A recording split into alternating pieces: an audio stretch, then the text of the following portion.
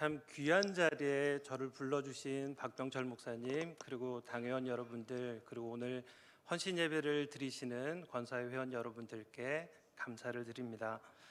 사실 오늘 이 자리에 오기까지 참 많은 고민이 있었습니다.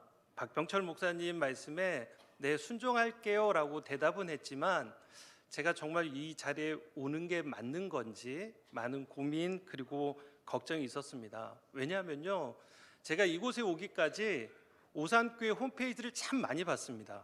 지금까지 아마 다른 교회 홈페이지보다 오산교회 홈페이지를 가장 많이 본 것 같은데, 그 중에 설교 게시판을 많이 봤는데요, 박병철 목사님 말씀이야 여러분들이 잘 알고 계시는 것처럼 너무나도 시원하게, 그리고 너무나도 여러분들의 간략하게 도전을 주시고 또 은혜로운 말씀을 전해주시는데, 이렇게 보니까 부목사님들께서도 전도사님들께서도 말씀을 너무 잘 전하시더라고요. 그리고 오후 찬양 예배에 오셨던 강사분들도 너무 쟁쟁하신 분들이 오셔서 제가 가서 누를 끼치는 게 아닌가, 그러한 염려 그리고 걱정이 앞섰습니다. 오늘 순종하는 마음으로 이 자리에 왔습니다. 부족하지만 저를 통해서 여러분들과 함께 하나님의 말씀을 나누게 될 때 우리 모두에게 성령 하나님께서 동일한 은혜를 주시리라 믿습니다. 이 시간 우리 말씀을 나누기 전에 찬양을 먼저 했으면 좋겠습니다. 아마도 여기 계신 분들께서 저하고 동일한 고백을 하실 것 같은데요, 오늘 저 자신에게 그리고 여러분 자신에게 다시 한번 이렇게 질문을 던져봤으면 좋겠습니다. 내가 지금까지 지내온 것이 누구의 은혜였을까? 내가 하나님의 자녀로 부름받아서 지금 하나님을 향해 아바 아버지라 부를 수 있는 건 과연 누구의 은혜일까? 내가 지금 권사로 임직받아서 지금 사명을 감당하고, 혹 어떤 분들은 목사님으로, 혹 어떤 분들은 장로님으로, 안수집사님으로, 집사님으로 우리가 하나님의 이름으로 지금 세움을 얻어서 지금 사역하고 있는 이 모든 것은 누구의 은혜일까? 여러분, 저하고 동일한 고백을 하시잖아요. 하나님의 은혜입니다. 이 시간 지금까지 지내온 것은 이 찬양으로 우리가 함께 고백하면서 다시 한번 하나님의 은혜를 우리 마음속으로 함께 고백했으면 좋겠습니다.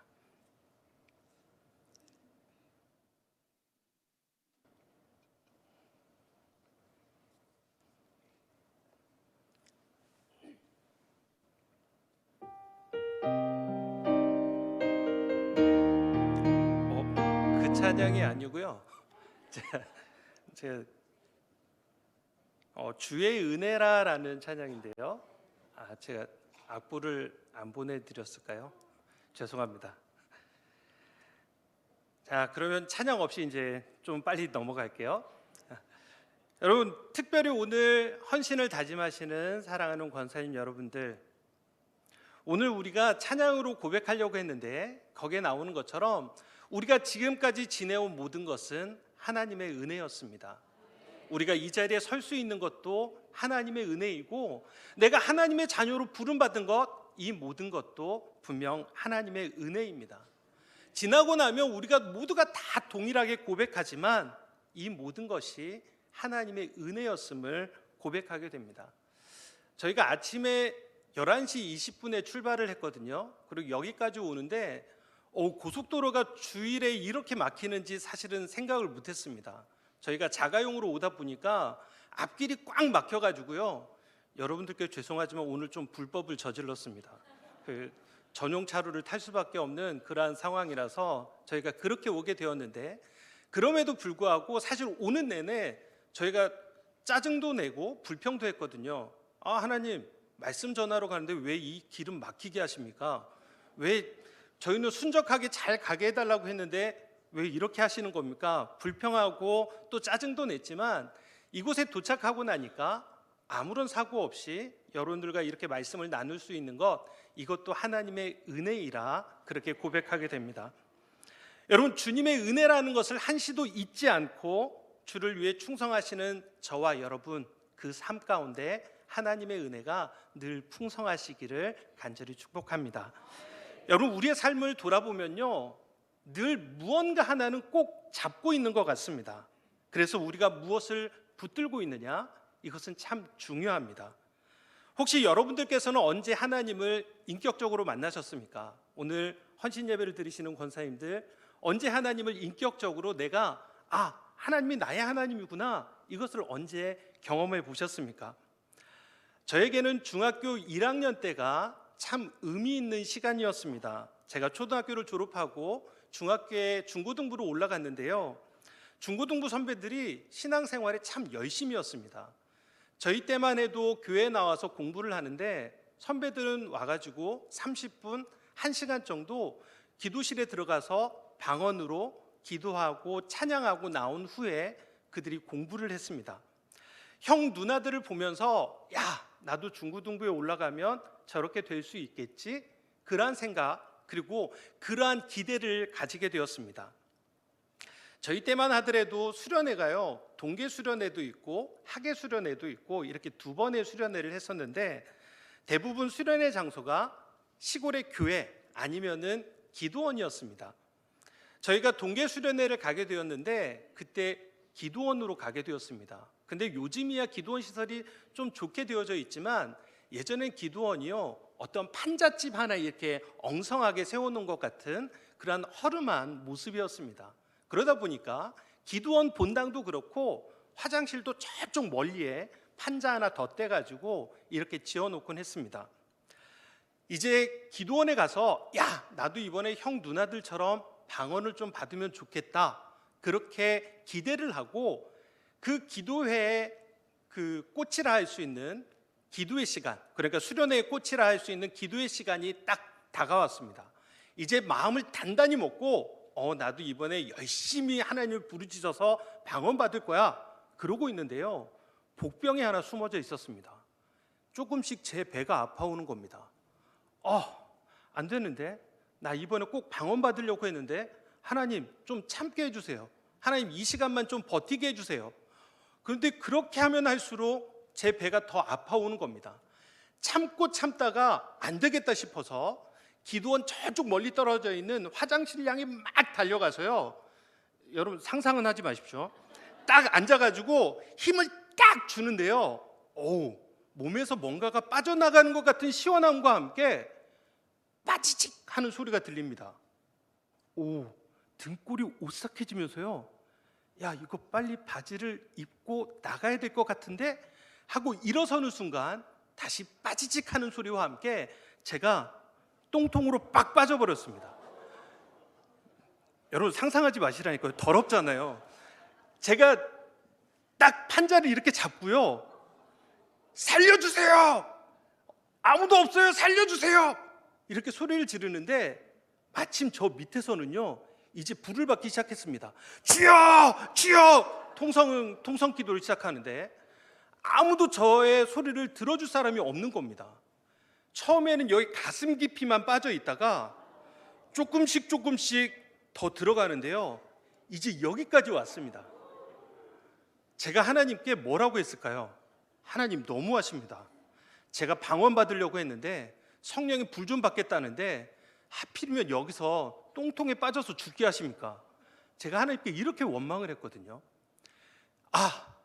이제 팔에 힘도 빠지고요, 더 이상 버틸 힘이 없다 싶을 때 그때 기도원 원장님이요, 배가 아프셔가지고 당신 사택에 화장실이 있는데 마침 그때 사모님이 화장실을 쓰시는 바람에 그 멀리까지 화장지를 들고 오셨다가 웬 이상한 애가 똥통에 빠져 있으니까 저를 딱 붙잡아서 저를 꺼내 주셨습니다.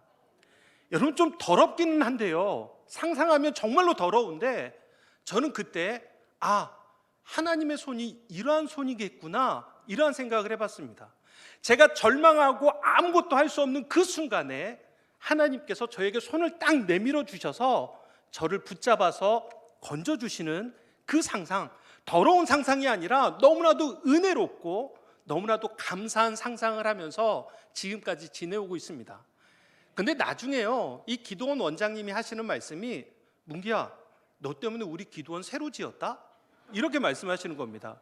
왜냐하면 이게 기도원을 지으려고 아무리 노력해도 헌금이 제대로 거쳐지지 않았는데 제가 똥통에 빠졌다라는 그 이야기를 설교 시간에 간증을 하셨더라고요. 그러고 난 후에 기도원을 새로 지어야겠구나 많은 분들이 거기에 건축원금을 동참해 주셔서 기도원을 이쁘게 지으셨다라는 이야기를 듣게 되었습니다. 여러분, 우리에게 있어서는 참 말할 수 없는 일들이 많이 생겨납니다. 그리고 그 순간에는 하나님이 도대체 왜 이러실까? 이러한 생각을 할 때가 많이 있습니다. 그럼에도 불구하고 우리에게는 늘 곁에 계셔서 우리를 붙들어 주시는 분이 계시다라는 것, 이것은 우리가 모두가 다 인정하는 고백일 겁니다. 여러분, 이 땅을 살아가면서 우리는 무언가를 붙듭니다. 어떤 사람은 세상의 명예, 인기를 붙들고 살아가려 합니다. 어떤 사람은 지식이고 어떤 사람은 재물을 붙듭니다. 어떤 사람은요, 취미나 습관에 붙들려서 살아가곤 합니다. 또 어떤 사람들은 술이나 담배나 정말로 좋진 않지만 마약에 빠지는 사람들도 있습니다. 여러분, 강아지 목에다가 줄을 매는 이유가 무엇일까요? 사랑스러우니까요? 얘가 도망갈까 봐요? 물론 이러한 이유도 있겠지만 사실은 이 강아지를 제 마음대로 하기 위함 아닙니까? 멀리 도망가는 것, 아니면 이것보다는 이 녀석을 제 마음대로 끌고 가기 위해서 강아지 목에다가 줄을 매다는 것 아닙니까? 여러분, 우리의 인생도 마찬가지입니다. 우리가 무언가에 매여 있으면 그것에 의해서 우리 인생은 끌려다닐 수밖에 없습니다. 참 안 좋은 이야기인 것 같지만 여러분, 우리를 묶고 있는 것이 무엇이냐, 우리를 지금 얽매이고 있는 것이 무엇이냐, 이것은 참 중요합니다. 그렇기 때문에 저와 여러분이 지금 무엇을 붙들고 있느냐, 아니면 무엇에 얽매여서 살아가고 있느냐, 이것은 우리가 늘 점검해 보셔야 됩니다. 우리가 오늘 살펴보는 말씀에서 가장 의미 있는 것을 붙잡고 있었던 한 사람, 바울을 만나게 됩니다. 바울은 자신의 목숨까지도 다 내걸고 우리가 붙잡고 살아야 될 분, 그 한 분을 소개하고 있는데 바로 그분이 예수 그리스도입니다. 오늘 본문 12절에서 바울은 이렇게 고백합니다. 내가 이미 얻었다 함도 아니요 온전히 이루었다 함도 아니라 오직 내가 그리스도 예수께 잡힌 바 된 그것을 잡으려고 달려가노라. 여러분, 오늘 이 말씀을 보면은요, 바울은 내가 예수님을 붙잡았다 이렇게 말하지 않습니다. 왜냐하면 바울 자신은 예수님을 결코 붙잡을 수 없는 참으로 부끄러운 존재라는 것을 알았기 때문입니다. 예수님을 만나기 전 바울은 율법에 이끌려서 살았던 사람입니다. 자신의 행위, 공로를 통해서 하나님의 의를 어떻게 하면 만족시킬까, 이것을 고민했고 그를 통해 구원을 얻으려고 몸부림쳤던 사람이 바울이었습니다. 오직 율법을 지키고 행하는 그것만이 구원에 이르는 길이다라고 굳게 믿었던 사람이 바울이었습니다. 그래서 바울은 예수님을 믿는 사람들을 더 심하게 핍박했습니다. 우리가 알고 있는 것처럼 스데반 집사님을 돌로 쳐서 죽이는 그 현장에 직접적인 증인으로 서 있던 사람이 바울이었습니다. 그랬던 바울이요, 다메섹으로 가는 중에 예수님을 만나게 됩니다. 그렇게 예수님을 만나고 예수님께 붙들림을 당하는 그 순간부터 빛 대신 주님 앞에서 눈이 멀게 되지만 영적인 눈이 새롭게 띄어지게 되었습니다. 그때부터 세상을 바라보는 눈이 달라집니다. 오직 예수님만이 죄인된 나 자신을 구원해 주실 수 있다라는 사실을 깨닫게 되고요, 예수님을 위한 삶으로 인생의 목표가 확 바뀌어집니다. 살아도 주를 위해서 살고 죽어도 주를 위해서 죽는 것, 이것이 바울이 살아가는 인생의 슬로건이 되었습니다. 여러분, 성경의 말씀을 보게 되어지면 믿음의 사람들은 하나같이 예수님의 손에 붙들려 살았던 사람이었음을 우리는 보게 됩니다. 우리가 잘 아는 것처럼 우리 자신의 힘 혹은 능력, 세상의 힘, 권력으로 살려고 하면 그 사람들은 다 망할 수밖에 없습니다. 하지만 전능하신 하나님의 손에 붙들려서 살아가는 사람은요, 모두가 다 승리의 주인공이 되었습니다. 그렇다면 여러분, 오늘 말씀을 우리가 묵상하면서 우리는 어떻게 해야 하나님 손에 붙들린 인생을 살아갈 수 있을까, 우리가 한번 묵상해 보려고 합니다. 첫 번째입니다. 우리는 바울처럼 삶의 목표가 분명해야 합니다. 오늘 다시 12절의 말씀을 보면 내가 이미 얻었다 함도 아니요 온전히 이루었다 함도 아니라 오직 내가 그리스도 예수께 잡힌 바 된 그것을 잡으려고 달려가노라. 여러분, 예수님을 만난 후에 바울의 인생은 달라집니다. 예수님께 잡힌 바 된 그것을 잡으려고 표대를 확실하게 정해놓고 그곳으로 향해 달려갑니다. 여러분, 바울의 인생의 목표는 재물이 아니었습니다. 어떤 명예도 아니었습니다. 권력도 아니었습니다. 바울은 자신이 지금까지 붙들고 있었던 그 모든 것을 배설물처럼 여겼다라고 고백합니다. 예수님께 붙들리고 난 후에 바울의 인생은요, 오직 예수님 한 분만 존재했습니다. 빌립보서 1장 20절 21절에서도 바울은 삶의 목표가 무엇인지를 분명하게 말하고 있습니다. 나의 간절한 기대와 소망을 따라 아무 일에든지 부끄러워하지 아니하고 지금도 전과 같이 온전히 담대하여 살든지 죽든지 내 몸에서 그리스도가 존귀하게 되게 하려 하나니 이는 내게 사는 것이 그리스도니 죽는 것도 유익함이라. 여러분, 바울의 간절한 기대와 소망이 무엇이었냐면요, 살든지 죽든지 나를 통해서 예수님이 존귀하게 되는 것, 이것이라고 말합니다. 그러면서 바울은요, 그 일에 자신의 생명까지 내어 걸었다, 이렇게 고백하고 있습니다. 여러분, 저와 여러분에게도 하나님께서 주신 분명한 꿈이 있습니다. 그리고 사명이 있습니다. 그것은 바로 하나님의 영광을 나타내는 삶입니다. 먹든지 마시든지 우리가 무엇을 하든지 오직 하나님의 영광을 위해서 살아가는 겁니다. 여기 계신 권사님들께서 오늘 헌신을 다짐하며 예배를 드리시지만 여러분들 권사님의 이름, 조남 하나가 오산교회에 하나 기록되어지는 것, 이것이 우리 삶의 목표가 아닙니다. 우리에게 직분을 주시고 사명을 주신 그 하나님의 영광, 예수 그리스도의 영광을 위해 우리는 달려가는 겁니다. 여러분, 교회의 사명을 주신 이유가 있습니다. 죽어가는 생명을 다시 살리라는 겁니다. 그러므로 교회는 항상 말씀의 등불을 밝혀야 합니다. 또한 기도의 등불을 환하게 밝혀야 합니다. 이 기도는 하나님의 능력을 내 안에 채우는 비결이 되어지기 때문입니다. 바쁘다는 핑계로 말씀의 등불이 꺼져버린다면, 기도의 등불이 꺼져버린다면 그로 인해 불쌍한 영혼들이 어둠 속에서 더 헤맬 수밖에 없습니다. 더 나아가 우리에게 주신 사명은 더 돕고 섬기고 나누는 일에도 열심을 내어야 합니다.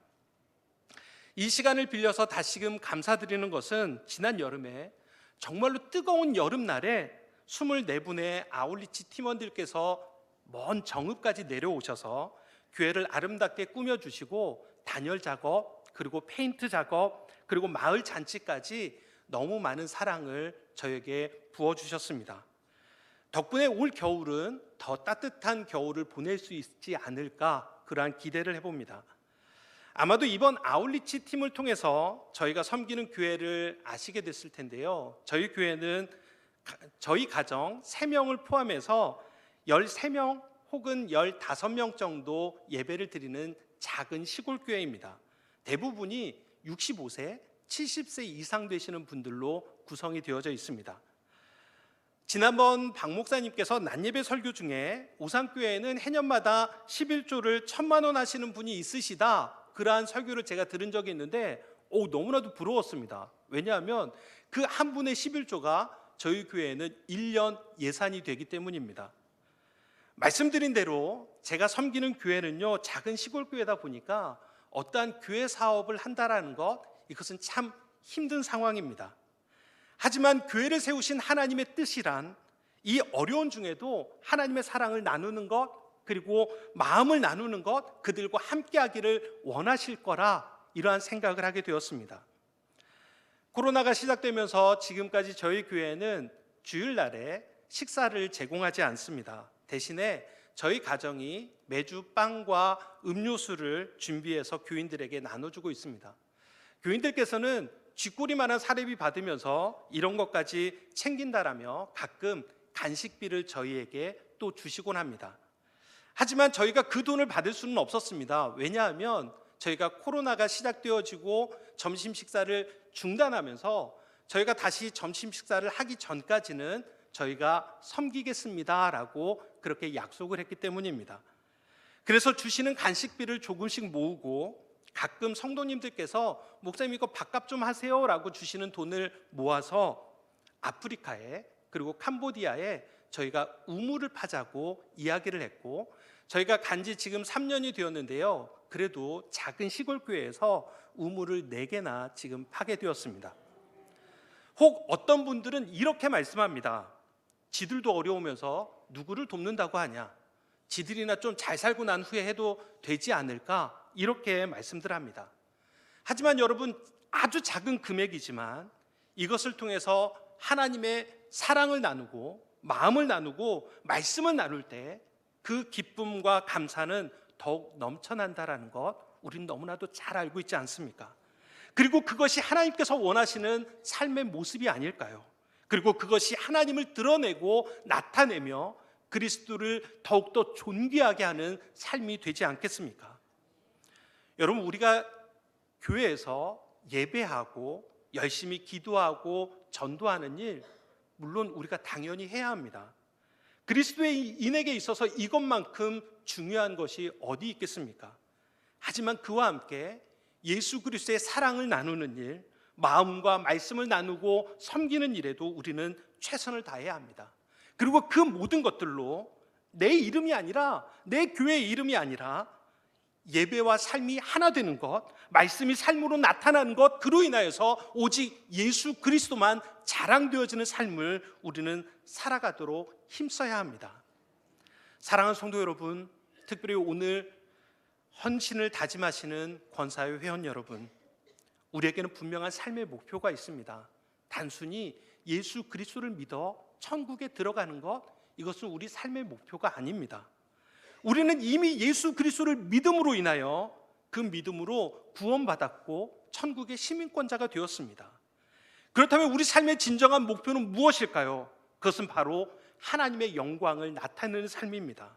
나를 통해 그리스도가 존귀하게 되는 삶입니다. 우리 가정을 통해서, 우리 교회를 통해서 그리스도가 존귀하게 되는 삶을 살아가는 것, 그것이 저와 여러분의 삶의 목표입니다. 사랑하는 성도 여러분, 오늘 헌신의 자리에 참여하는 권사회원 여러분, 예수 그리스도를 향한 삶의 목표를 분명하게 세우시되 이 땅 가운데 예수 그리스도를 온전히 증거하심으로 하나님의 영광이 나타나고 예수 그리스도가 더욱더 존귀하게 되는 삶을 살아가시는 저와 여러분 모두 되시기를 주님의 이름으로 축원합니다. 두 번째입니다. 우리는 과거로부터 자유로워져야 합니다. 오늘 본문 13절의 말씀을 보면, 형제들아 나는 아직 내가 잡은 줄로 여기지 아니하고 오직 한 일, 즉 뒤에 있는 것은 잊어버리고 앞에 있는 것을 잡으려고. 여러분, 만약에 바울이 자신의 과거에 붙들려서 살아갔다면 바울은 절대로 훌륭한 사도가 되지 못했을 겁니다. 하지만 바울은 그런 자신의 과거에 얽매이지 않았습니다. 죄인 중에 괴수와 같은 자신이 예수님의 십자가를 통해서 다 용서받았다라는 것을 확신했기 때문입니다. 바울은 표대를 향해 달려가는 믿음의 사람들에게 이렇게 선포합니다. 뒤에 있는 것은 다 잊어버려라. 여러분, 여기에 뒤에 있는 것이라고 하는 이 말은요, 과거에 바울이 잘했던 일도 잘못했던 일도 모든 것을 포함하는 게 바로 뒤에 있는 것입니다. 우리가 잘 아는 것처럼 바울에게는 결코 씻을 수 없는 과거가 있었습니다. 바울은 스스로도 나는 핍박자였다, 나는 회방자였다, 나는 폭행자였다라고 그렇게 고백합니다. 율법으로 의롭게 되기 위해 노력하면서 그로 인해 교회를 핍박했던 잘못한 일들이 있었습니다. 물론 여러분, 바울에게 자랑할 만한 과거도 있습니다. 사도로 하나님의 부름을 받고 사명을 잘 감당하면서 교회를 많이 세워나가갔던 잘 행한 일도 있습니다. 그런데 바울은요, 이처럼 부끄러웠던 과거도, 그리고 잘했던 칭찬할 만한 과거도, 실패했던 과거도 다 잊어버린다라는 겁니다. 더 이상 관심도 가지지 않고 소홀히 하고 무시하겠다라는 겁니다. 그러면서 바울은 이렇게 말합니다. 앞에 있는 것을 잡으려고. 여러분, 하나님의 부르심 가운데 특별히 사명을 받은 자로서 또한 한 명의 그리스도인으로 생명의 면류관을 받기 위해 우린 더 이상 과거에 연연하지 않고 앞을 향해서만, 오직 예수 그리스도를 향해서만 달려가시는 성도들이 되셔야 합니다. 여러분, 지금 바울이 왜 이러한 말을 하고 있을까요? 이때 교회 상황은 당시 빌립보 안에 나는 이미 구원받았어, 이 사실에 집착하면서 신앙의 진보를 이루는데 열심을 내지 않고 있었습니다. 그래서 방종하는 사람들을 향해 교훈하는 말씀이 바로 이 말씀입니다. 그래서 바울은 더 이상 과거에 연연하지 마, 신앙의 정진을 이루기 위해서 너희들은 계속 애써야 한다라고 권면하고 있는 겁니다. 여러분, 우리가 길거리를 가다 보면 태양을 등지고 걸어가게 되면 늘 눈앞에 그림자가 보입니다. 하지만 태양을 향해서 우리가 나아가게 되면 그 사람의 그림자는 전혀 보이지 않고 언제나 밝은 빛 가운데로만 걸어가게 됩니다. 여러분, 저와 여러분의 과거는 어떠하십니까? 자랑할 만한 과거입니까? 아니면 숨기고 싶은 부끄러운 과거입니까? 하지만 이전의 것들은 이제 중요하지 않습니다. 지금 내 앞에 무엇을 잡으려고 달려가느냐, 이것이 중요하기 때문입니다. 예수님은 누가복음 9장 62절에서 우리에게 이렇게 말씀합니다. 예수께서 이르시되 손에 쟁기를 잡고 뒤를 돌아보는 자는 하나님의 나라에 합당하지 아니하니라 하시니라. 여러분, 우리 인생이 과거에 붙들려 있으면요, 절대로 앞으로 나아갈 수 없습니다. 여러분, 이전에 내 삶이 비록 하나님이 보시기에 아름답지 못하고 혹 그 모습이 당당하지 못했다 할지라도 예수님께서 용서해 주심을 믿고 우리는 자유하셔야 합니다. 아직도 과거의 실수 때문에 혹 허물 때문에 거기에 얽매여 있다면 이 시간 예수 그리스도의 이름으로 자유하시기를 바랍니다. 또한 반대로요, 이전에 나의 삶을 볼 때에 너무나도 하나님을 기쁘시게 하는 삶을 살아간 것처럼 보인다 할지라도 우리는 결코 자만해서는 안 됩니다. 그것 때문에 우쭐해서도 안 됩니다. 우리는 더 겸손하게 하나님의 능력을 의지하면서 살아가셔야 합니다.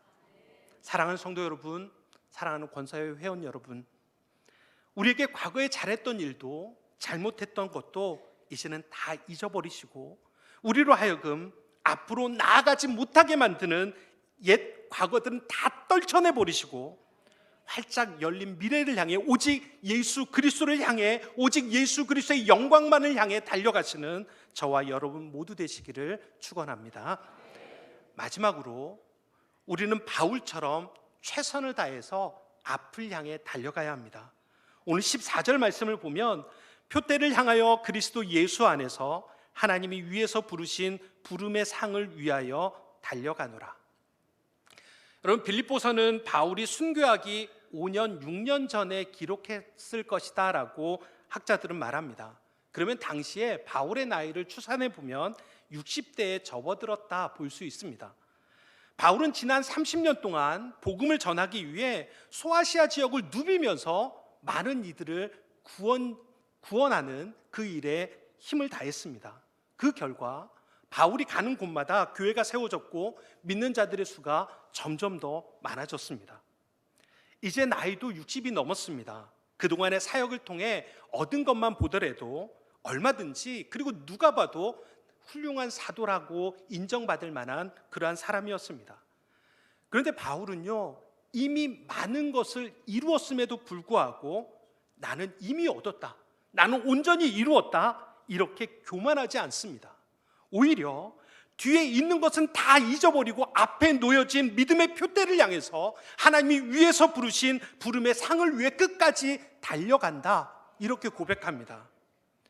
여러분, 여기서 달려간다라고 하는 이 말을 우리가 좀 더 주의 깊게 살펴볼 필요가 있습니다.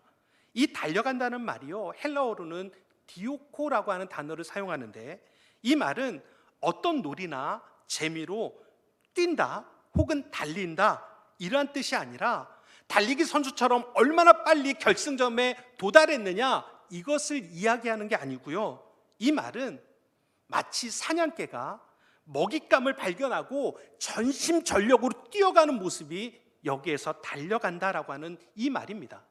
그러니까요, 여기에서 달려간다 이 단어 하나만으로도 예수 그리스도를 향한 바울의 열정이 어떠했는지를 우리는 쉽게 알 수가 있습니다. 우리가 잘 아는 것처럼 바울은 복음을 전하면서 많은 고난을 당했습니다. 특히 루스드라에서 복음을 전할 때에는 바울을 따라다니면서 핍박을 했던 유대인들이 성 사람들을 선동해서 바울을 향해 돌을 던지게 만듭니다. 그리고 바울은 그 수많은 돌을 맞고 쓰러집니다. 그 후 성 사람들은요, 바울이 죽었다라고 생각하고 바울을 성 밖으로 끌어내 버립니다.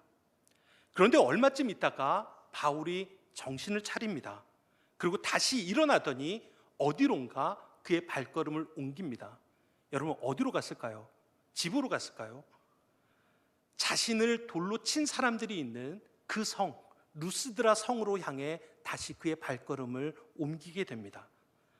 여러분, 바울에게 있어서는 한 사람이라도 구원할 수 있다면 돌을 맞아 몸이 멍이 들고 머리에서 피가 난다 할지라도 그것은 문제가 되지 않았습니다. 복음을 전함으로 인해 수없이 매를 맞았고 옥에도 갇혔고 여러 번 죽을 고비도 거쳤고 굶주렸고 추위에 떨어야 했습니다. 쇠사슬 자국이 남아있고 매 맞아 터졌던 자국이 자신의 육체를 더욱 힘들게 만들기도 했습니다.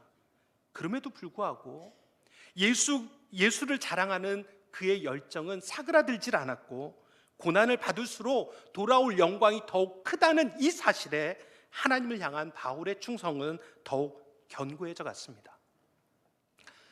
저에게 있어서 부끄러운 고백을 하나 하려고 합니다. 지난 아울리치 때 오셨던 분들과 잠시 나누었던 고백이지만, 저희가 제주도에서 부목사로 사역을 하다가 중동 땅에 있는 사우디아라비아 옆에 있는 UAE, 아랍에미리트 두바이에 있는 작은 한인교회를 섬기게 됐습니다. 약 30명 정도 출석하는 교회였고, 자체 교회 건물이 없어서 마치 요즘 예식장을 빌리는 것처럼 얼마 정도의 돈을 주고, 그들에게 있어서는 주일이 금요일이니까요, 금요일과 주일을 2시간씩 빌려서 예배를 드렸습니다. 저희가 그곳에 도착해서 얼마 지나지 않았을 때인데요, 여러분들께서도 많이 들어보셨던 원자력 발전소 현장에서 근무하시는 한국 근로자분들께서 예배를 좀 인도해 주십시오라고 하는 부탁을 받게 되었습니다. 제가 사역자니까요, 예배를 드려달라는 부탁에 당연히 알겠습니다, 이렇게 가야 되는 게 마땅한데 저는 망설였습니다. 왜냐하면 저희가 살고 있는 집에서 그 예배드려야 하는 현장까지 460km가 떨어져 있습니다. 제가 알아보니까 저희 지금 살고 있는 정읍에서 오산교회까지 345km가 나오더라고요. 그러니까 여기에서 130km는 더 가야 하는 거리였습니다. 섬기는 교회에서 주일 낮 예배를 마치고 성도들과 점심 식사를 하고 이제 그곳에 출발해서 도착하게 되면 저녁 7시 정도가 됩니다.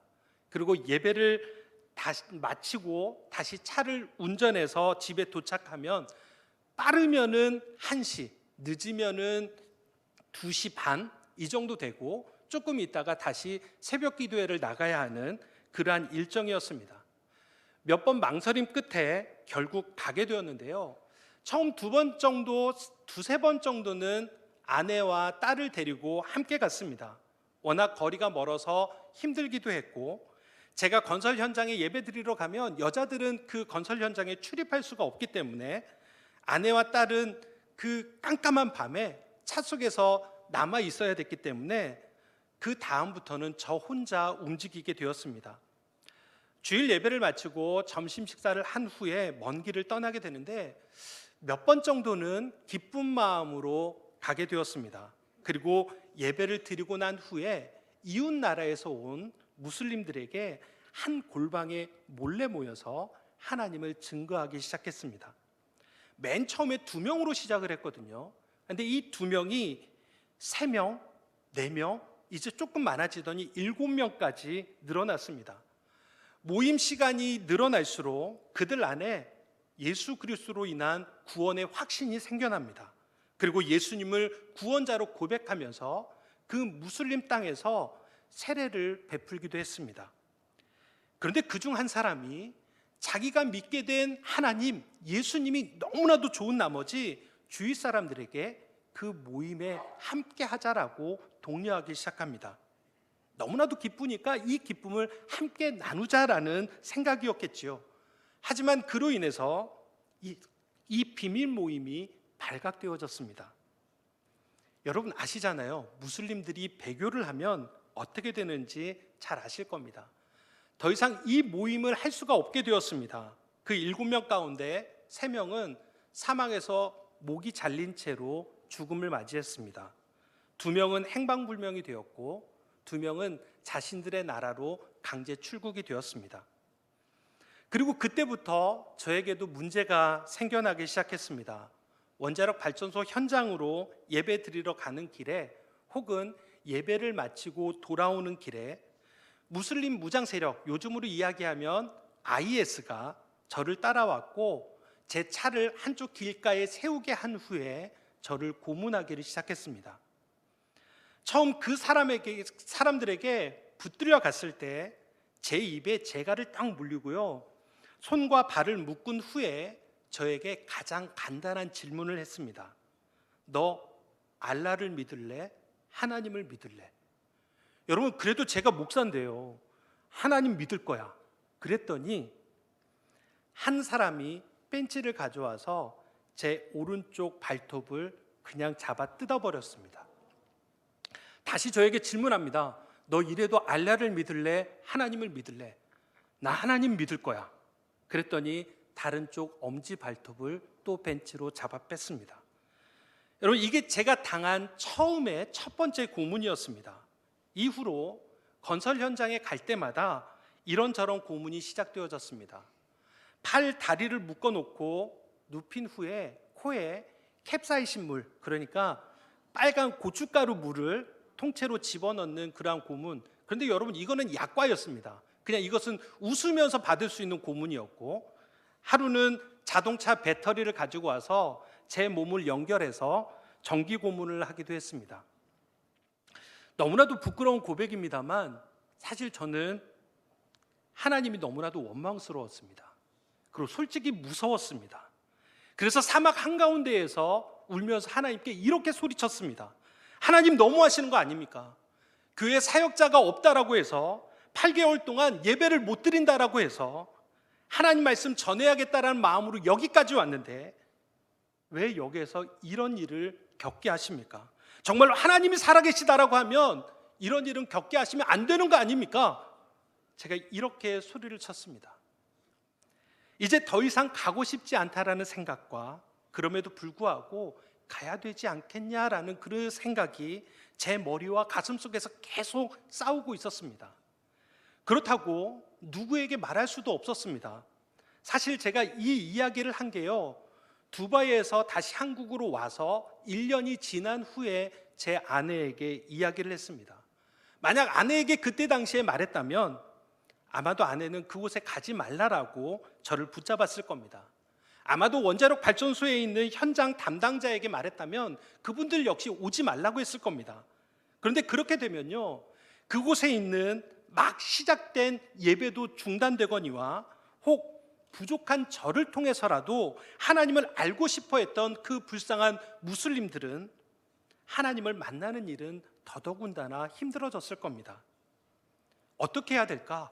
계속 가야 하나 말아야 하나 고민했는데 고민의 결과는 그래도 가야지 이거였습니다. 하지만 어쩌면 지금 가는 길이 이제 마지막이 될지도 모르겠다라는 생각에 몰래 핸드폰에 아내와 딸이 들려주는 인사를 녹음합니다. 자기야, 조심해서 잘 갔다 와요. 아빠 잘 갔다 와. 이것을 몰래 녹음하고 가는 내내 4시간 동안 이 인사말을 반복해서 듣습니다. 혹 이게 마지막일지도 몰라 때로는 눈물도 흘리면서 운전을 하고 갑니다. 그런데 한 번은요, 무슬림 무장 세력이 저를 사막 한쪽으로 끌고 가더니 깊은 웅덩이를 하나 파고 제 손과 발을 묶고 저를 쌀자루 비슷한 푸대에 집어넣고 웅덩이에 저를 파묻었습니다. 그러니까요, 여기 이제 얼굴, 여기 목까지만 남고 제 몸뚱아리는 지금 모래 속에 파묻혀 있는 겁니다. 옆에는 칼을 든 사람이 있고 앞에는 카메라로 영상을 찍고 있습니다. 다른 때와는 사뭇 분위기가 달랐습니다. 그래서 저는 어쩌면 이게 마지막이 될 수도 있겠다, 이러한 생각을 했습니다. 그들이 저에게 늘 질문하는 건 동일합니다. 알라를 믿을래? 하나님을 믿을래? 난 하나님 믿을 거야. 잠시 후에 푸대의 입구를 딱 열더니 거기에 독사, 전갈, 쥐, 여러 해충들을 집어넣습니다. 제 바지 다리 속 사이로, 그리고 속옷 사이로 뱀이 지나가고 전갈이 지나가는 게 다 느껴집니다. 하지만 몸이 묶이고 땅에 파묻힌 제가 할 수 있는 건 아무것도 없었습니다. 혹 제가 조금이라도 움직이면 독사에게 물리거나 전갈에게 물리거나 아마 이러한 저러한 해를 받았을 겁니다. 다시 저에게 묻습니다. 알라를 믿을래? 하나님을 믿을래? 난 하나님 믿을 거야. 다시 푸대를 열더니 몇 마리의 독사와 전갈, 해충들을 또 집어넣습니다. 그런데 여러분, 제가 어떻게 되었을까요? 참 감사하게도 하나님의 은혜로 저는 전혀 뱀에 물리지도 않았고 전갈에도 물리지 않았고 그 어떠한 해충들에게도 해를 당하지를 않았습니다. 여러분, 당연히 하나님의 은혜입니다. 그런데 이후에 더 놀라운 일이 일어났습니다. 저를 고문하던 이 사람들이 저에게 나타난 일을 보고 놀라워하기 시작합니다. 그리고 네가 믿는 하나님이라면 나도 그 하나님 만나고 싶다라고 다음에 올 때는 아람말로 번역된 성경책을 가져다 달라고 저에게 요구를 했습니다. 그리고 그 다음 만났을 때 이 사람들은 더 이상 저에게 고문을 가하는 것이 아니라 그들이 저를 반겨주었고 저는 그들에게 예수님을 증거했고 그 광야 사막 한가운데에서 저를 죽이려고 구덩이를 팠던 바로 그 자리에서 그 무슬림들에게 세례를 베풀게 되었습니다. 여러분, 이것만이 아닙니다. 더 놀라운 일이 생겨났는데요. 몇 달 전에 알게 된 소식이지만 그 처음에 성경 공부를 했던 그리고 세례를 베풀었던 사람 중에 고국으로 강제 추방되었던 2명 중에 한 사람이 목사가 되었다라는 소식을 듣게 되었습니다. 더 이상 무슬림이 아니라 이제는 진정한 그리스도인이 되었고 목회자가 되었고 자신뿐만이 아니라 가족을 구원의 길로 인도하고 있다라는 소식이었습니다. 여러분, 이것을 어떻게 표현할 수 있을까요? 너무나도 놀라운 일 아닙니까? 솔직히 저는 무서워서 도망치고 싶었습니다. 거절하고 싶었습니다. 외면하고 싶었습니다. 그런데 그러한 저를 통해서도 하나님의 역사하심이 나타나게 해주셨고 그 안에서 하나님이 역사하심을 통하여 무슬림들이 회개하고 하나님께로 돌아오는 구원의 역사가 이루어졌습니다. 여러분, 다시 바울의 모습을 생각해 봅니다.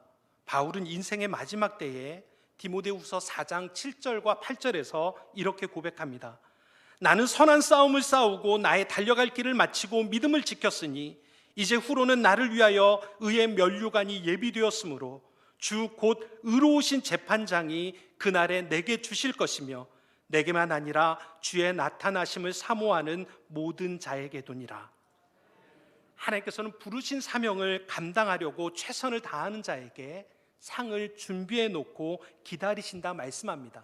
마치 목표 지점을 향해서 전력 질주하는 마라토너에게 승리의 메달이 주어지는 것처럼 예수님께서도 승리의 면류관을 준비해 놓고 우리를 기다리신답니다. 수많은 천군 천사들을 동원하여서 우리를 응원하시면서 격려와 박수를 보내고 계시는 겁니다. 저희들이 제주에서 잠깐 담임 사역을 하다가 캐나다 인디언 선교 기회가 있어서 한국에서 가지고 있는 모든 짐들을 다 정리하고 캐리어 6개만 들고 캐나다로 떠났습니다. 그런데요, 그때 마침 코로나가 시작되어지면서 저희에게 비자 발급이 거부당했습니다. 한국에 있는 거 다 정리하고 떠났는데 캐나다에서는 비자 발급이 거부당해서 빈털터리로 한국으로 다시 돌아오게 되었고 지금 섬기는 작은 시골 교회로 오게 되었습니다. 와서 보니까요, 교회 주변으로 폐가들이 질비하게 있습니다. 저희 아이가 지금 17살인데 고등학교 1학년인데 저희 아이의 또래들도 그리고 청년들도 초등학교 아이들도 찾아볼 수 없는 마을입니다. 아마도 제가 우리 마을에서 가장 젊은 그러한 나이가 되지 않을까 싶습니다. 교회 입구도 트럭 하나 간신히 들어갈 만한 그러한 공간입니다. 교회 앞은 폐가들로 인해 음침하기까지 합니다.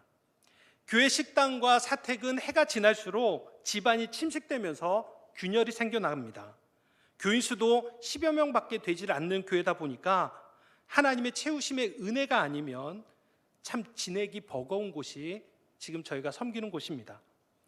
3년이 넘는 시간 동안 저희가 계속되어진 기도가 하나님, 교회를 새롭게 지을 수 있도록 해주세요, 이런 기도였습니다. 그런데 그 기도의 응답은 여전히 받지 못하고 있습니다. 하루는 새벽에 본당에 앉아서 하나님께 이렇게 투정을 부렸습니다. 하나님의 뜻은 무엇입니까? 하나님 위해서 나름대로 열심을 하고 최선을 다했다고 생각을 하는데 도대체 하나님의 계획은 무엇입니까? 너무나도 답답합니다. 그런데 그 제 원망 가운데 이 찬양이 제 마음속에 계속해서 들려왔습니다.